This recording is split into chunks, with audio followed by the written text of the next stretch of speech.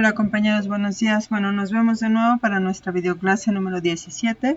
Acuérdense que el martes dijimos que hoy jueves empezábamos ya con el dialecto dórico, entonces hoy vamos a ver las características. Es una primera sesión de introducción, de acercamiento, y hoy solo veremos las características. Como tal, no hay un ejercicio de evaluación, solamente les pido que vean esta clase y que guarden la presentación para que puedan distinguir las características dialectales cuando ya trabajemos los textos. Bueno, les comparto mi pantalla y empezamos con la sesión. Ya todos estamos viendo la pantalla. Bien. Bueno, la videoclase número 17 estaríamos empezando con la introducción y las características del dialecto dórico.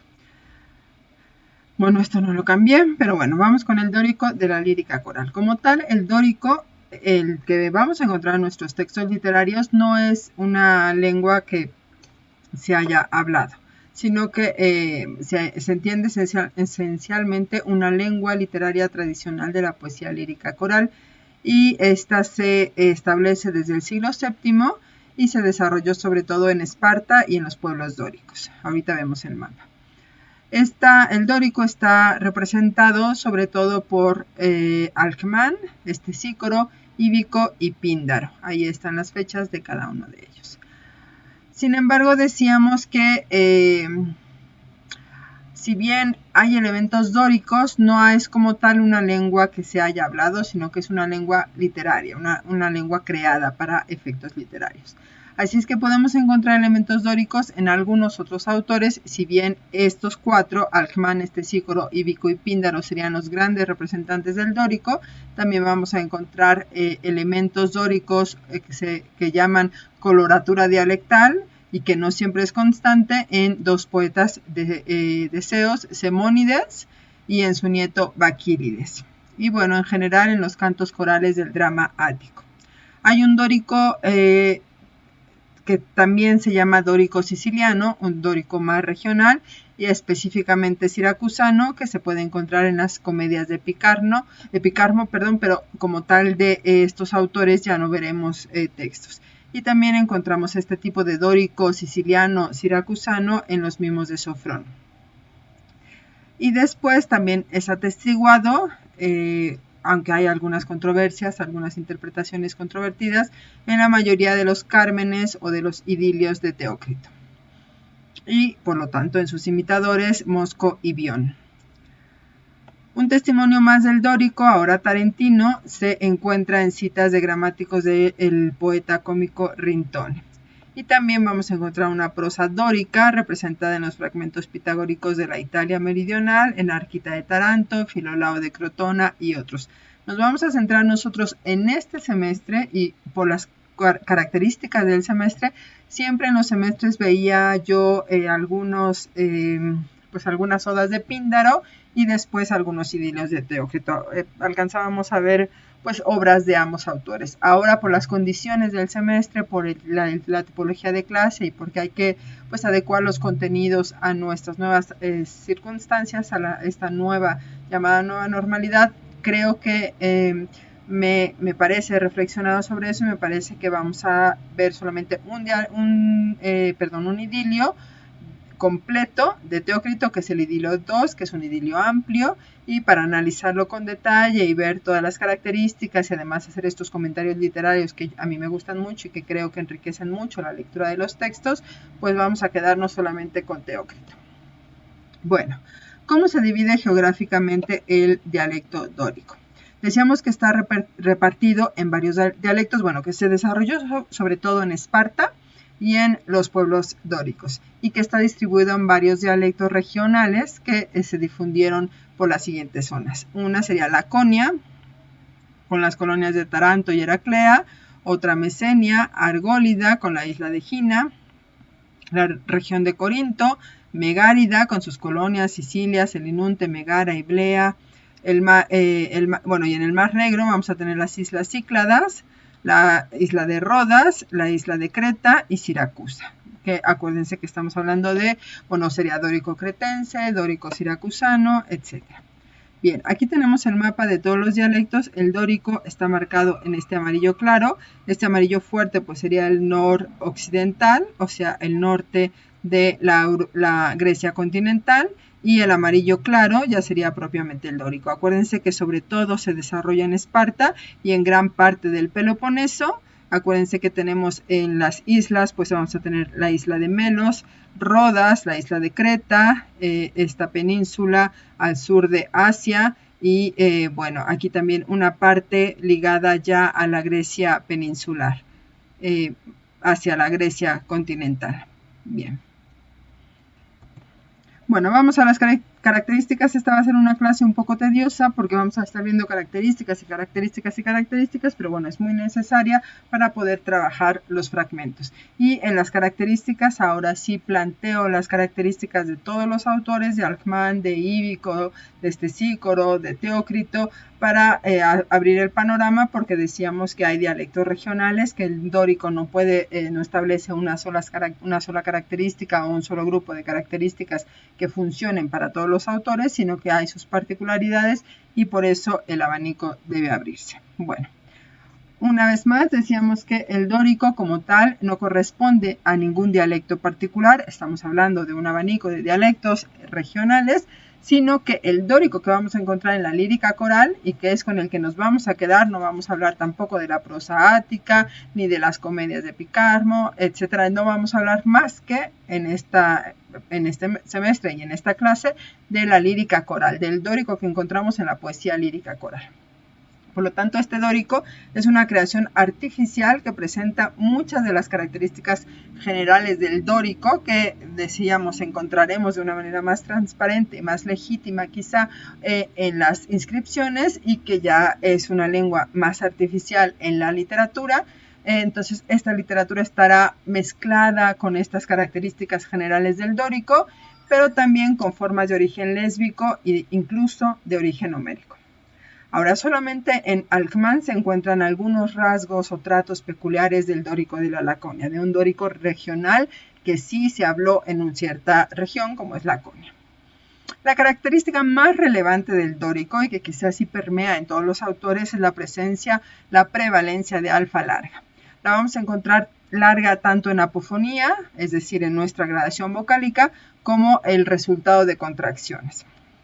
Y es prácticamente el único rasgo estable del dialecto dórico y casi el único que se va a verificar en la poesía de manera general. También se distingue por el tratamiento de diptongos impropios, un dórico riguroso, donde aparecen como en lesbio, eta y omega en vez de diptongos e y u, y un dórico menos riguroso que se denomina dórico medio, en el que se encuentran como en jónico ático bien los diptongos. Bueno, les he dividido las diapositivas en cada una de la fonética, vamos con vocales, luego consonantes, primera declinación, bueno, lo que se llama primer sistema que involucra primera y segunda declinación, segundo sistema que involucra tercera declinación, conjugación, preposiciones, etc. Entonces vamos por partes, cada lámina trata de una de esas partes. Empecemos con fonética y con la fonética de los vocales. Lo más importante es que es lo que está marcado con el rojo, ¿no? La prevalencia de alfa larga en la declinación.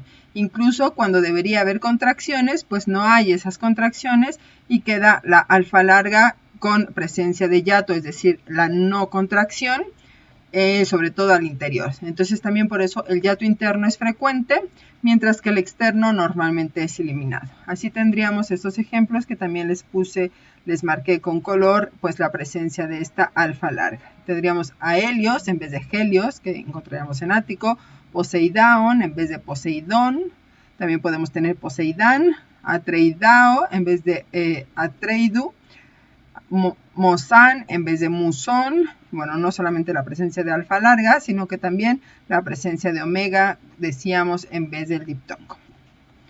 Bueno, el tratamiento de los diptongos impropios también es variado, para los que en el dórico riguroso dan eta, u omega, en el dórico medio se mantienen como diptongos. Por lo tanto, hay en la lengua literaria varias opciones de contracción o de presencia de diptongos impropios o alargamientos o contracciones propiamente dichas, dependiendo de nuestro autor. Aquí tenemos presentados los resultados del encuentro de estas vocales en Alcman, que nos daría eta y luego omega ante la presencia de un sonido O, en Píndaro, que mantiene los diptongos, y en Teócrito, que mantiene las dos opciones, las vocales largas y los diptongos. Y bueno, aquí tenemos algunos ejemplos, kenos en vez de ekeinos, fainen en vez de fainein, y bueno, así sigue. No los voy a leer todos para que no se haga tan inmensa esta grabación y ya ustedes pueden verlo con calma. La contracción AE da E, eta, y lo mismo AEI da eta con la iota suscrita, pero en Píndaro casi siempre se queda la alfa larga, ya sea sola o con la iota suscrita. Y aquí tenemos los ejemplos, potaesto nos da potesto, joraete nos da jorete, en ático nos daría jorate, y así.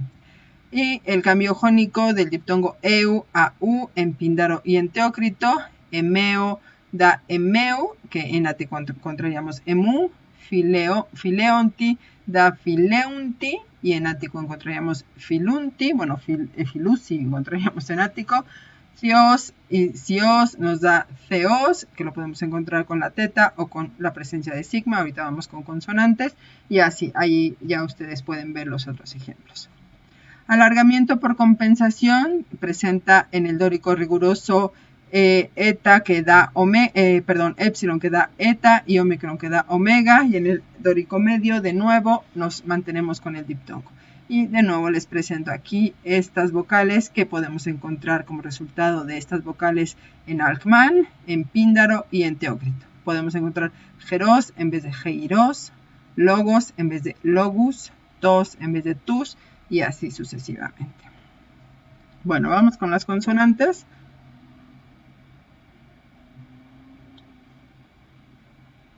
La tau se mantiene en vez de sigma, sobre todo delante de vocal suave.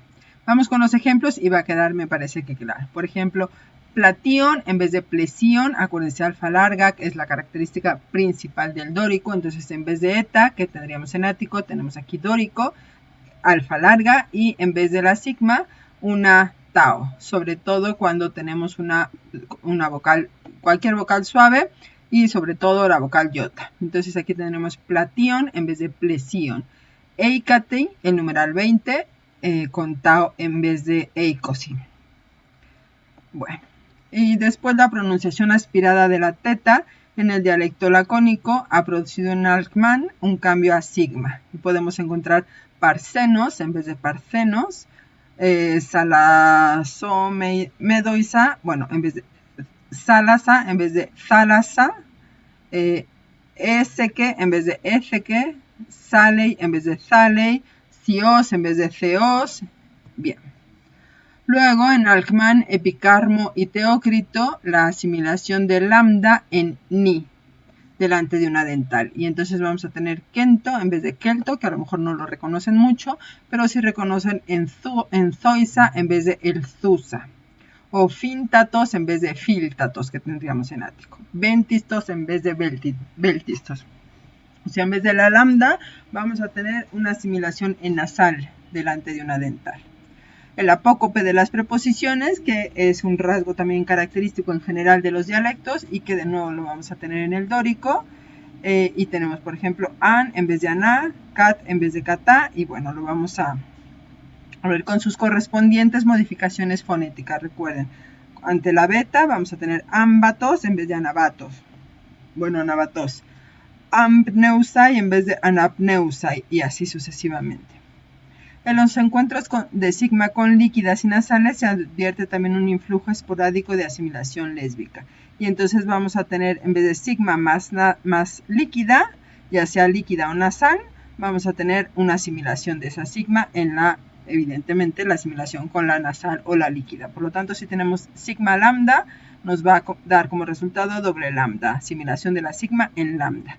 sigma rho o rho sigma, doble rho, sigma ni, sigma mi, doble mi. Y así tendríamos gerras en vez de geiras, clenos en vez de kleinos, ames en vez de gemeis y así.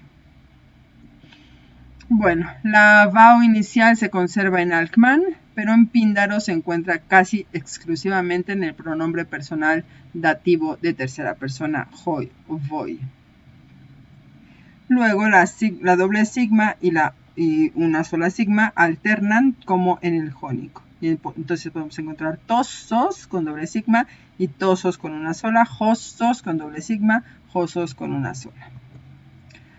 Bueno, vamos ya con las sílabas. Apócope, de nuevo decimos apócope en las preposiciones. Y bueno, aquí ya nos aparecen más preposiciones. An en vez de aná, cat en vez de catá.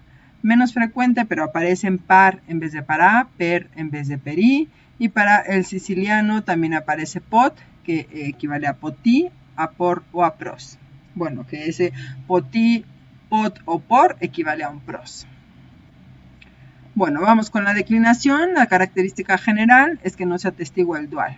El primer sistema, acuérdense que el primer sistema estamos hablando de primera declinación. La alfa se conserva en toda la declinación y ahí tenemos algunos ejemplos. Fama en vez de feme, gnoma en vez de gnome, tas emas en vez de tes emes y así. El genitivo, acuérdense, primer sistema es primera y segunda declinación. Entonces también aquí está incorporado el fenómeno dialectal de la segunda.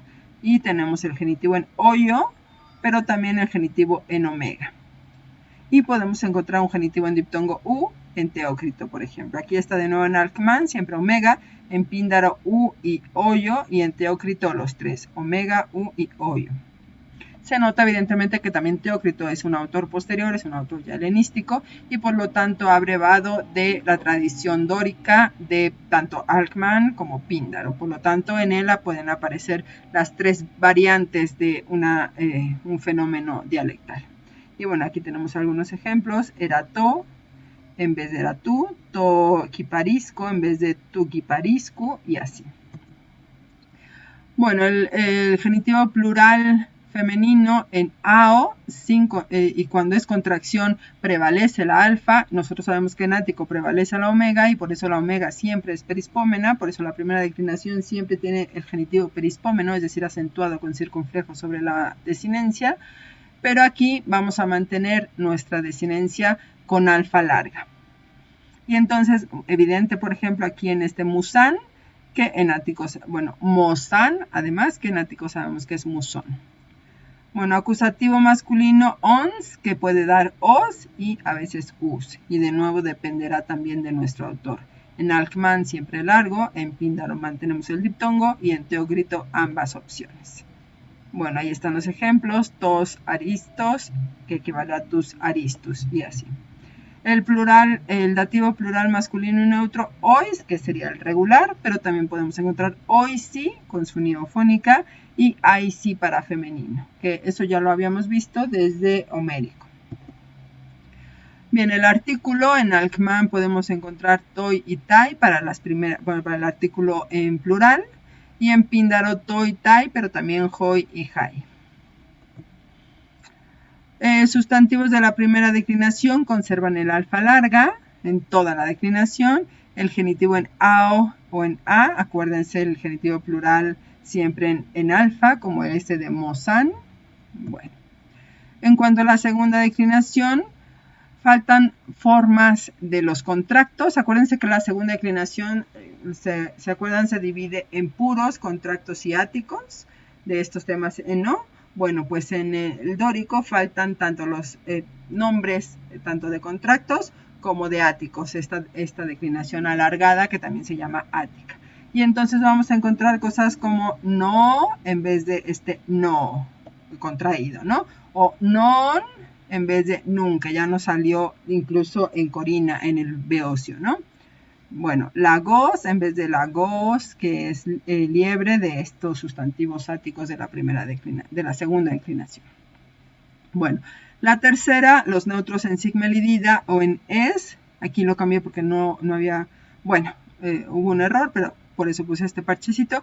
Los neutros en es generalmente no sufren contracciones después de la caída de la sigma. En ático es muy común que los de sigma elidida pues se cae la sigma y la desinencia E, que es del tema, más las desinencias de los casos que incluyen vocal, pues dan lugar a contracciones. Bueno, podemos pasos, pasus, pace, pasos, pace, pazón, paces y pace.